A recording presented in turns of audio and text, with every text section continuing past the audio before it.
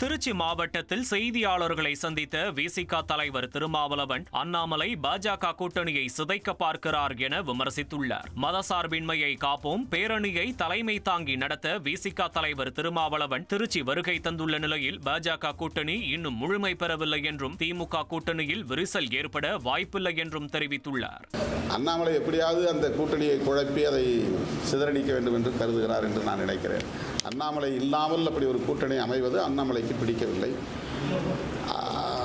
அந்த இரண்டு கட்சிகளும் ஒன்று சேர்ந்து மற்ற கட்சிகளையும் இணைத்து தேர்தலை சந்திக்கக்கூடாது என்று அவர் நினைக்கிறார் என்று நான் நம்புகிறேன்.